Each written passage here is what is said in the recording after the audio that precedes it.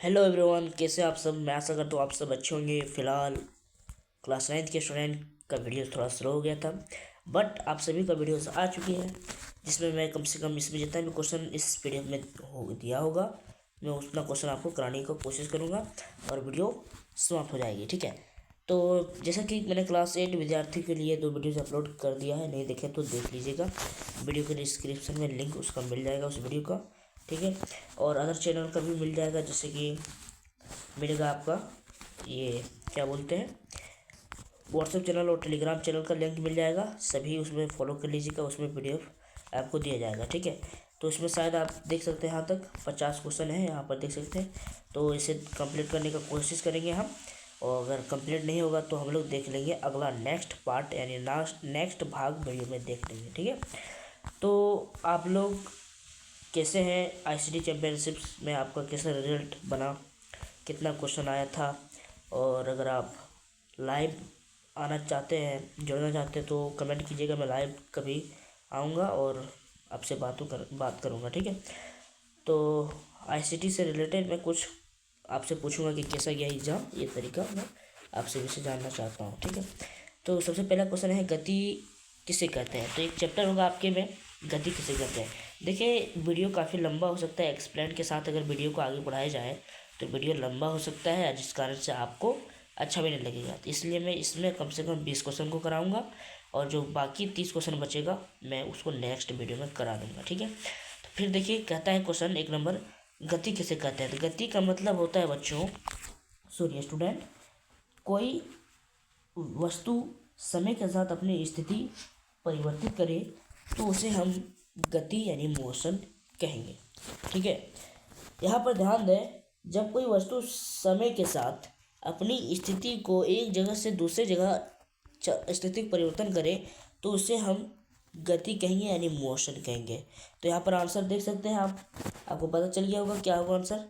अब देखिए, एसआई दूरी का एसआई मात्रक क्या है, वही सवाल पूछा है, दूरी का एसआई मात्रक क्या है। तो दूरी का एसआई मात्रक आप बचपन से पढ़े आ रहे हैं। दूरी का एसआई मात्रक यानी दूरी मापने का छोटी इकाई क्या है, मीटर है, और बड़ी इकाई क्या है, किलोमीटर। ठीक है, आपको आंसर पता चल गया होगा। वेग किस प्रकार की राशि है। तो सबसे पहले अगर आपको राशि जानना है तो इसका पहले आपको इस डेफिनेशन पर जाना है, वेलोसिटी के डेफिनेशन। तो वेग का डेफिनेशन होता है किसी वस्तु निश्चित दिशा पर चाल को किसी निश्चित दिशा पर चाल को वेग कहते हैं। किसी वस्तु द्वारा निश्चित दिशा में चाल को वेग कहते हैं। तो राशि 2 प्रकार के होता है, एक होता है सदिश राशि, सदिश राशि आपको पता होगा, और एक होता है अदिश राशि, अदिश। ठीक है, सदिश राशि उसे कहेंगे जिसमें दिशा और परिणाम दोनों एक साथ रहता है, उसे हम सदिश राशि कहेंगे। जैसे कि हमारा वेग हो गया एक सदिश राशि। ठीक है, सदिश राशि। देखिए, अब अदिश राशि किसको कहेंगे, जिसमें सिर्फ परिणाम होता है, दिशा का कोई इसमें जिक्र नहीं होता है, उसे हम अदिश राशि कहेंगे। जैसे कि आपका दूरी हो गया। ठीक है, ये सारी चीज़ें आपका अदिश में आता है। ठीक है, अब देखिए आगे क्वेश्चन, चौथा नंबर क्वेश्चन देखिए, गति का पहला नियम किसने दिया। गति का जो पहला नियम है गति का पहला नियम किस वैज्ञानिक ने दिया था। तो आंसर इसका होगा आपका न्यूटन। न्यूटन नामक वैज्ञानिक ने गति के 3 नियम दिए हैं, उसमें पहला नियम भी पहला नियम न्यूटन नामक वैज्ञानिक ने दिया था। देखिए, जड़त्व तो किस पर निर्भर करता है। तो इनर्शिया आप पढ़े होंगे चैप्टर 2, फिजिक्स के चैप्टर 2 में पढ़े होंगे इनर्शिया के बारे में। इनर्शिया किसको कहेंगे, जब कोई वस्तु अपनी स्थिति का विरोध करे, जब कोई गतिशील वस्तु या स्थिर वस्तु को स्थिति को परिवर्तन करने के लिए वो विरोध करे तो उसे हम कहेंगे जड़त्व। ठीक है, तो जड़त्व के नियम को ही न्यूटन का पहला नियम कहते हैं, न्यूटन का पहला का नियम को ही जड़त्व का नियम कहते हैं। ध्यान दें इस चीज़ पर कि कोई वस्तु स्थिर में है तो वह स्थिर में ही रहेगा जब तक उस पर कोई बाहरी फोर्स ना लगे, बाहरी फोर्स यानी कोई बाह्य बल ना लगे। ये आपका टेबल है और इसमें कोई रखा हुआ है, कुछ भी रखा हुआ, इस पर जब तक कि आप कोई भी बल नहीं लगाएंगे तब तक ये आगे नहीं जाएगा, आगे विस्थापित ही नहीं होगा। और जब इसको मान लीजिए ये आपका पेपर है, ठीक है, और इसमें एक कंचा रखें आप, अब पेपर को आप अचानक इधर खींचिएगा तो ये इधर ही रहेगा, मतलब ये इधर गिर जाएगा। इधर गिर जाएगा। ठीक है, मतलब ये अपने स्थिति का परिवर्तन का विरोध कर रहा है। ये स्थिति में रहना स्थिर में है तो स्थिर में ही रहना चाहता है। अगर ये गतिशील में रहता तो ये गतिशील में ही रहना चाहता। ठीक है, तो यही होता है जड़त्व का नियम। आप इसका आंसर देख चुके हैं। जड़त्व किस पर निर्भर करता है? जड़त्व निर्भर करता है द्रव्यमान पर, मास पर। जितना ज़्यादा आपका द्रव्यमान होगा उतना आपका जड़त्व भी ज़्यादा होगा। ठीक है, आंसर आप देख चुके हैं, आंसर भी होगा। 6 नंबर क्वेश्चन देखिए, बल की एसआई इकाई क्या है? बल का एसआई इकाई होता है सी। बल की एसआई इकाई सी न्यूटन। ठीक है। 7 नंबर क्वेश्चन देखिए, न्यूटन का दूसरा नियम किसका संबंध बताता है? न्यूटन का दूसरा नियम कहता है किसी वस्तु के संवेग में परिवर्तन की दर उस पर लगने वाले असंतुलित बल की दिशा में समानुपातिक होता है। यानी F बराबर ma और a की जगह रहता है g। ठीक है, ये भी याद रखें, F बराबर mg भी होता है और F बराबर ma भी होता है। तो ये दोनों फॉर्मूला आपको याद रखना है। तो इसका आंसर क्या होगा? अब बी होगा। बल, द्रव्यमान और त्वरण। बल हो गया F और इज इक्वल टू क्या होगा? m हो गया द्रव्यमान इंटू a हो गया एक्सेलरेशन। तो F is equal to ma। ठीक है, ये आपका आंसर होगा। यानी न्यूटन का दूसरा नियम क्या बताता है? बल का सूत्र से संबंध रखता है। अब देखिए, अब इसका एक तो न्यूमेरिकल आ गया, क्वेश्चन आ गया, जिसे देखते हैं। देखिए, कोई वस्तु पर बल लगाया गया 10 न्यूटन का बल का मात्रक न्यूटन होता है। ठीक है, 10 न्यूटन बल लगा और इस वस्तु का द्रव्यमान जो है वो 2 kg है। 2 kg है, तो एक्सेलरेशन क्या होगा? तो एक्सेलरेशन निकालने के लिए हम इसको थोड़ा सा साइड करूँगा मैं। F is equal to ma से निकल जाएगा। तो F कितना है? F है 10 बराबर ये कितना है? 5। ma कितना है? m है आपका 2। ठीक है, सॉरी 5 मैंने बताया, m है आपका 2 और a कितना होगा? तो ये जो 2 है इधर आएगा, शायद इधर आएगा, तो ये भाग में हो जाएगा। 2 का 2, 2 पंचे 10। तो एक्सेलरेशन आपका 5 मीटर पर सेकेंड आ गया। ठीक है, यहाँ पर देख सकते हैं आंसर। मैं इसको तुरंत एक बार और बनाता हूँ ताकि आप समझ सकें। F is equal to ma।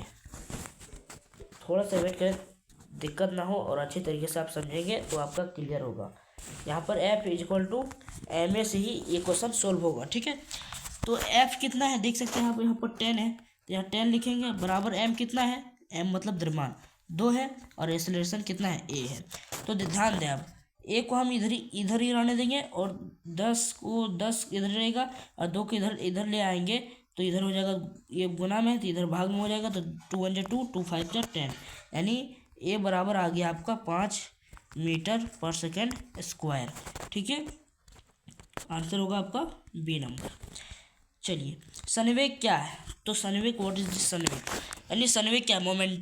Momentum संवेग क्या है? तो किसी गतिशील वस्तु के द्रव्यमान और वेग के गुणनफल को हम क्या कहेंगे? संवेग कहेंगे। और संवेग को पी से सूचित करते हैं, द्रव्यमान और वेग के गुणनफल को हम क्या कहेंगे? संवेग कहेंगे। यही आपका सूत्र, इसी से सूत्र आपको पता चल जाएगा। द्रव्यमान और वेग को गुणनफल को हम संवेग कहेंगे। ठीक है, आंसर आपका क्या हो जाएगा? सी होगा, द्रव्यमान और वेग के गुणनफल को हम संवेग कहेंगे। 10 नंबर देखिए, 10 नंबर आपके सामने में, संवेग की एसआई इकाई क्या है? इसका आंसर होगा kg metre per second square. ठीक है, अब देखिए 11 नंबर क्वेश्चन, बल का क्या कार्य है? बल कार्य होता है। तो बल का कार्य क्या है? गति में परिवर्तन लाना। अगर कोई वस्तु स्थिर है तो उसमें हम बल लगाएंगे तो वह गति करने लगेगा। अगर कोई वस्तु स्थिर में है तो उस पर अगर हम बल अप्लाई करेंगे तो वह मोशन में आ जाएगा। ठीक है, अब देखिए 12 नंबर क्वेश्चन, यदि संवेग यानी यदि मोमेंट स्थिर है तो इसका किसका नियम लागू होता है? तो किसका नियम लागू होता है? डी, संवेग संरक्षण का नियम लागू होता है। ठीक है, आंसर यहाँ पर आप देख सकते हैं दिया गया है। अब देखिए तीसरा नियम कहलाता है, न्यूटन का तीसरा नियम कहलाता है हर क्रिया के समान व विपरीत प्रतिक्रिया होता है। ध्यान दें, इसका मतलब क्या हुआ? आप एक दीवार है, इसमें आप धक्का मारते हैं, ये आपका हाथ है, मान लीजिए आप, ये आपका हाथ है, इसमें आप फोर्स अप्लाई करते हैं, मान लीजिए 10 न्यूटन का फोर्स अप्लाई करते हैं और ये अप्लाई करते हैं हम उत्तर दिशा में। आपका दीवार उत्तर दिशा में है और उत्तर दिशा की ओर आप 10 न्यूटन का बल लगाते हैं, यानी आप पुश करते हैं। तो ये कहता है, आंसर देखिए आपका बी नंबर, 13 क्वेश्चन का बी नंबर देखिए, हर क्रिया की समान व विपरीत प्रतिक्रिया। मतलब अगर आप क्रिया करेंगे तो उसी के बराबर आपको बराबर अलग दिशा में, विपरीत दिशा में बराबर उसी प्रतिक्रिया मिलेगा। यानी यानी अगर आप उत्तर दिशा में दीवार पर लगाए हैं 10 न्यूटन, तो आपको भी दक्षिण यानी इसके अपोजिट आपको दक्षिण दिशा में, साउथ डायरेक्शन में आपको 10 न्यूटन का ही बल दीवार भी मारेगा। यानी बराबर हो गया, क्रिया और प्रतिक्रिया बराबर होता है। इस चलते आप जो है बैलेंस में आते हैं, मतलब आपका कुछ नहीं होता है। तो वही, ठीक है, आप समझ गए मैं, आई होप। अब देखिए 14 नंबर क्वेश्चन, कौन सदिश राशि। यहाँ पर कुछ राशियाँ दी गई है, तो इनमें से कौन सदिश राशि है। तो सदिश राशि कौन होगा, आंसर सी, विस्थापन। विस्थापन कई बच्चों को समझ में नहीं आता है, कई स्टूडेंट को समझ में नहीं आता है। उसको देखिए, मान लीजिए यहाँ पर आपका घर है और यहाँ पर स्कूल है, तो आपका जो सड़क है इस प्रकार से सड़क है, ठीक है। यहाँ पर आपका सड़क है, यहाँ आपका सड़क है, यहाँ से इस तरह से मैं सड़क को अच्छा बना लेता हूँ ताकि आप समझेंगे। और यहाँ स्कूल है। चलिए, आप सुबह आप स्कूल जाने के लिए रेडी हुए, यहाँ से निकले। सबसे पहले यहाँ तक पहुँच गए आप, यहाँ से निकले थे। तो यहाँ ध्यान दें, विस्थापन किसे कहते हैं। विस्थापन का डेफिनेशन कहता है कि दो प्रारंभिक और अंतिम बिंदु के बीच के न्यूनतम दूरी को हम डिस्प्लेसमेंट कहेंगे, यानी विस्थापन कहेंगे, ठीक है। तो यहाँ पर गौर कीजिएगा, कहता है कि न्यूनतम दूरी यानी कम से छोटा दूरी, कम दूरी, ठीक है, और वो भी शुरुआती बिंदु और अंतिम बिंदु के बीच की दूरी। तो शुरुआती बिंदु यहाँ है और अंतिम बिंदु यहाँ है, तो सीधा ये विस्थापन जो होता है वो टेढ़ा नहीं होता, सीधा होता है। तो यही आपका क्या हो गया, ये आपका हो गया आपका विस्थापन डी, ठीक है। एक और उदाहरण से समझिए, मान लीजिए यहाँ आपका घर है और यहाँ पर आपका दुकान है। तो आप इस तरीके से गए, तो ये आपका प्रारंभिक बिंदु है, घर से निकले, और ये आपका अंतिम बिंदु है। तो इसके बीच की जो न्यूनतम दूरी है इसको हम कहेंगे डिस्प्लेसमेंट, यानी विस्थापन कहेंगे। आई होप आपको क्लियर हो गया होगा। अब देखिए, 1 newton is equal to what. तो 1 newton is equal to 1 kg into 1 metre per second square होगा आपका आंसर। 16 नंबर क्वेश्चन देखिए, जब बल नहीं लगता है तो वस्तु क्या होता है। तो वस्तु क्या होगा, चलती रहती है। मान लीजिए कोई वस्तु गतिशील है, तो इसमें जब तक इसमें आप फोर्स अप्लाई नहीं करेंगे तो वस्तु कभी जिंदगी में भी नहीं रुकेगा, क्योंकि उस पर कोई बाहरी बल नहीं लगा है, न्यूटन का पहला नियम के अनुसार, ठीक है। अब देखिए 17 नंबर क्वेश्चन देखिए, चाल की एसआई इकाई क्या है। तो चाल की एसआई इकाई क्या है, मीटर पर सेकेंड है, मीटर पर सेकेंड है। चाल बराबर क्या होता है, चाल बराबर होता है दूरी बटा समय, ठीक है, दूरी बटा समय। तो इसी से देखिए, दूरी का हो गया मीटर और ये हो गया समय का सेकंड। तो इसी तरीके से आपका फॉर्मूला आया है, ठीक है। आप पढ़े होंगे, नहीं पढ़ेंगे तो आप जान गए। 18 नंबर क्वेश्चन देखिए, शुद्ध बल ना होने पर वस्तु की गति कैसी होगी, सी समान रहेगी।